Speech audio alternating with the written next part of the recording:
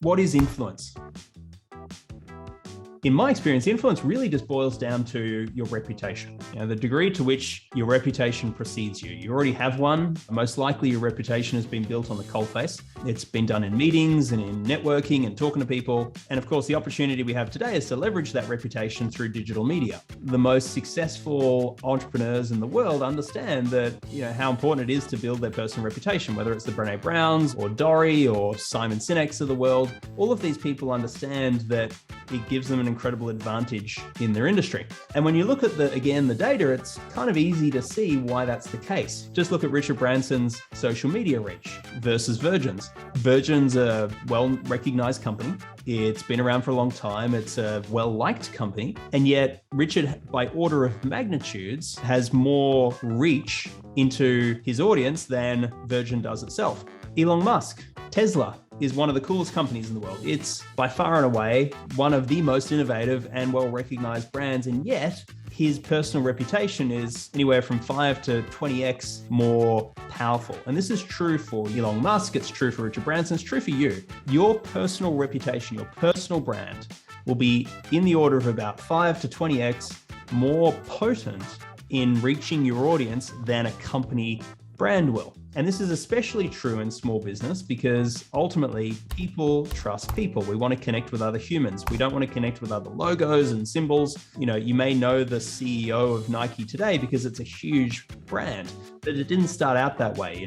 Phil Knight was on the ground, boots on the ground, building his personal brand and profile in the track and field industry before, Nike as a company brand really took off. The mistake is to look to the big brands and think that I should just replicate what they do. That's not how they started.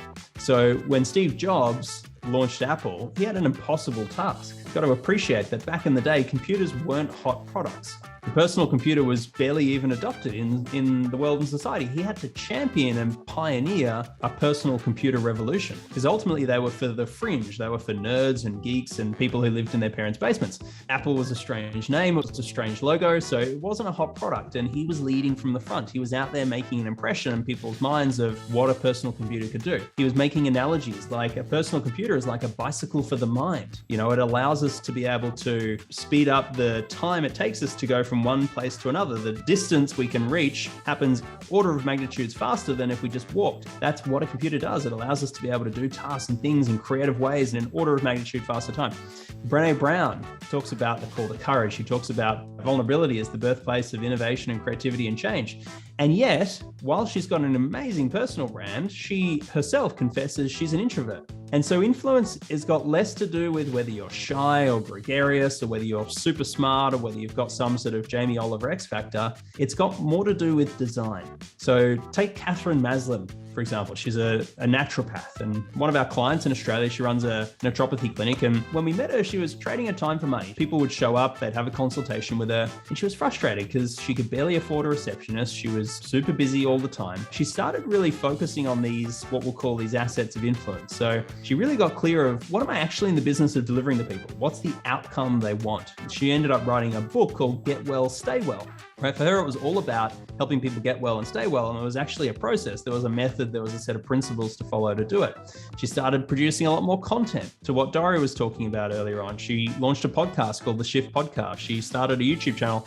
Very soon, she started to get a bit of attention. That attention led to more clients allowed her to buy more attention. All of a sudden, she was starting to expand reasonably quickly. She won an award. She got featured in a little bit of media. She started talking at a few podcasts. She became a lot more in demand. In that time, she converted her consulting from a consulting practice to a membership practice, ad hoc revenue to recurring revenue. Her business went from a few $100,000 to about 2 million. She's got a team of a dozen people. She's a well-recognized thought leader and brand in her market niche. Now, keep in mind, you've never heard of her. And that's the point, is that it's not about being famous. It's not about being a celebrity. It's just about having authority within your niche, having a lot more credibility and a lot more reach. Because the more visibility you can have, the more attention you can drive back to your business. Attention is a primary growth factor.